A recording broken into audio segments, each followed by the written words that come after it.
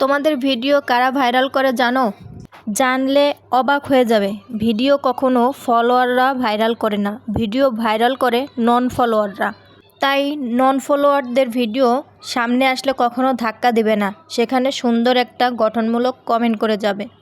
Welcome to my new vlog. আমি রাবেয়া তোমাদের মাঝে আবার নতুন একটি ভ্লগ ভিডিও নিয়ে উপস্থিত হলাম। প্রিয় মানুষেরা যদি কখনো আবদার করে, তোমরাই বলো সেই আবদার কি না রেখে পারা যায়?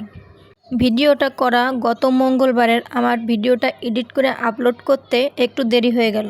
মেয়ে খুব করে বায়না ধরে বসে থাকলেও চিকেন চাউমিন খাবে। ঘরে চিকেন থাকলেও চাউমিনটা ছিল না। অমনি মেয়ের বাবাকে পাঠিয়ে দিলাম দোকানে।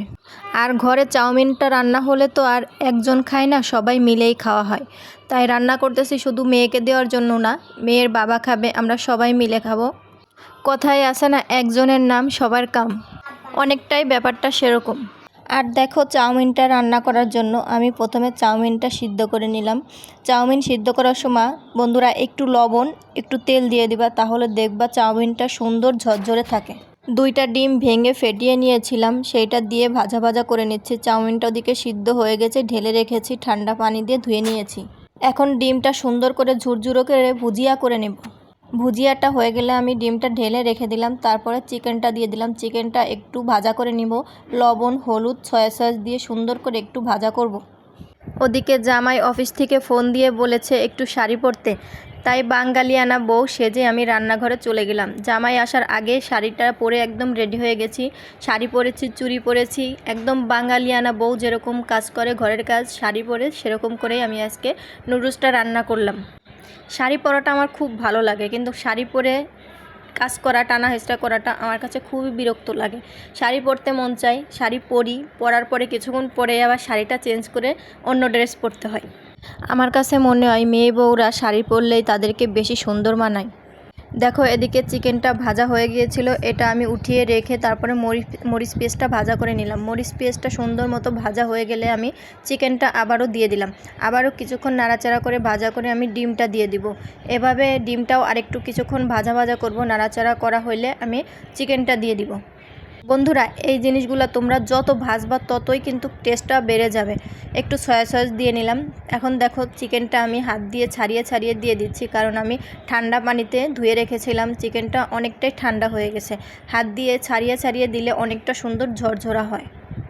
বাচ্চাদেরকে যদি সারাদিন ভাত খেতে না দিয়ে এই চাউমিনটা খেতে দেওয়া যায়, তাহলে ওদের এটাই ভালো লাগে। এটাতেই ওরা ঈদের খুশি হয়ে যায়। যত কিছুই দাও না কেন, কিন্তু ভাতটা দেখলে ওদের ভালো লাগে না। কেন জানি বর্তমান বাচ্চারা এরকম করে, আমি বুঝতে পারি না।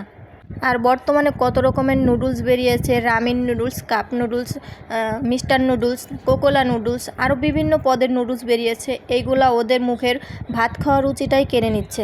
এগুলা যত খায় ততই ওরা এইগুলোর প্রতি আগ্রহটা বেড়ে যায় ওদের। আমার 2টা বাচ্চা, 2টা বাচ্চার একটা বাচ্চাও ভাত খেতে চায় না। আমার ছেলেটা তো বলে, আম্মু ভাত কেন আপডেট হয় না? এটা কোনো কথা বলেন তো আপুরা?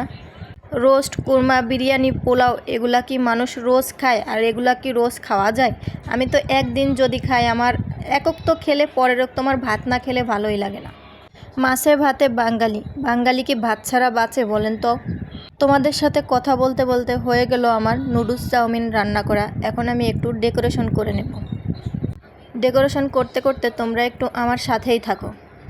এটার উপরে যদি আমি আরও একটু শসা ছিটিয়ে দিতে পারতাম, তাহলে আর একটু বেশি ভালো লাগতো, খেতেও ভালো লাগতো, দেখতেও ভালো লাগতো। কিন্তু শসা আমার ঘরে ছিল না, যার জন্য আমি দিতে পারিনি।